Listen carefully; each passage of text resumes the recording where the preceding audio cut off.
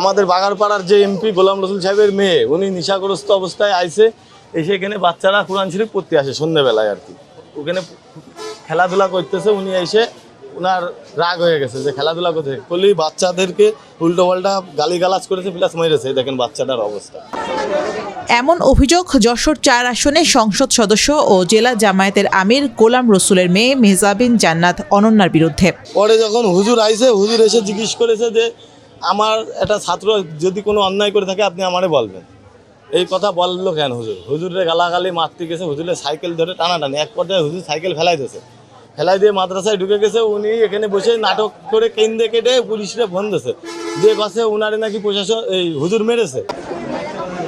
স্থানীয়দের দাবি, সংসদ সদস্যর বাড়ির বিপরীতে অবস্থিত একটি মাদ্রাসার শিক্ষার্থীদের সঙ্গে প্রায় দুর্ব্যবহার করতেন অনন্যা।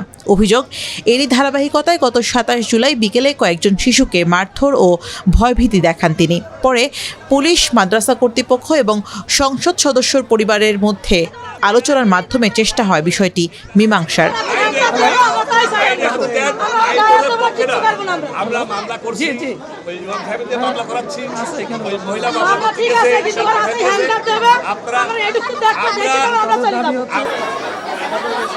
তবে এর একদিন পর ২৮ জুলাই আবারও শিশু ও অভিভাবকদের ওপর চড়াও হন এমপি কন্যা। এ সময় মাথায় আঘাত পান এক শিশুর অভিভাবক। এ খবর ছড়িয়ে পড়তে বিক্ষুব্ধ হয়ে ওঠেন এলাকাবাসী। পরে সংসদ সদস্যর বাড়ি ঘেরাও করে কয়েক ঘণ্টা ধরে চলে বিক্ষোভ। এক পর্যায়ে ইট পাটকেল নিক্ষেপ ও ভাঙচুর করা হয় জানালার কাচ। উপর থেকে আপনার এখানে গরম পানি মারে বাচ্চাকে, ছেলেবেলে। এর আগেও আমার ছেলেরে মেরেছে, বুঝলেন? তারপরে একটা মহিলারে তালা দিয়ে মাথা ফাটাই দিচ্ছে একেবারে। কোন ধরনের কাজ বাজে? কোন ধরনের, কি মানুষের ভিতরে পারে না মানুষের ভিতরে পারে? এই বাড়িওয়ালারা খুবই টর্চার করে বাচ্চাদের সাথে, জানেন না? ছোট ছোট বাচ্চাদের একটু তো কোলাহল করবে, যেমন একটা প্রতিষ্ঠান মাদ্রাসা, ওনাদের সাথে ডিস্টার্ব ফিল হয়। আজকে আবার সকালবেলা গোলাম রসুল চাচা নিজে উনি ওনার মেয়েরে নিয়ে যে কিছু অভিভাবকরে ওই তালা দিয়ে ওনার মেয়ে মেরে মাথা ফাটাই দিয়েছে, আর শিক্ষকদেরও মারধর করছে। গতকাল বাচ্চারা গলিতে খেলা করতেছিল, ওনার মেয়ে তাদেরকে লাঠি দিয়ে দাবড়াইছে। কালকে সেটা পুলিশের মাধ্যমে সমাধান হয়েছে। আজকে স্বয়ং গোলাম রসুল সাহেব আসে হুজুরদেরকে বিভিন্নভাবে শাসাচ্ছে যে আজকে কেন মাদ্রাসা খোলা হলো, তারপরে হুজুর কেন আসলো, 2-3 দিন পরে আসতে পারতো। তারা হচ্ছে ইসলাম প্রচার করে তারা মানে আজকে সংসদে গেছে।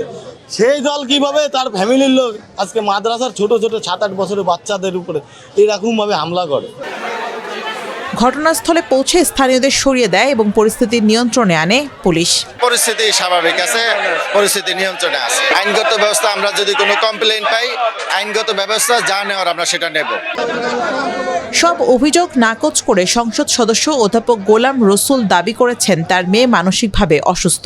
বিষয়টি স্থানীয়দের জানা থাকলেও মাদ্রাসা কর্তৃপক্ষ ও সংশ্লিষ্ট কয়েকজন তার মেয়ের সঙ্গে অসৌজন্যমূলক আচরণ করেছে বলেও অভিযোগ করেন তিনি। আজকে আমি 10টার দিকে মাদ্রাসার হুজুরের কাছে জিজ্ঞাসা করলাম যে মাদ্রাসাটা যেহেতু আমি প্রতিষ্ঠা থেকে সহায়তা করেছি, এই এলাকার আরও প্রায় 20-30টা ফ্যামিলি আছে, তারা এটাকে এইভাবে নিতে পারে না, যেহেতু রোডটা সবসময় ব্লক থাকে।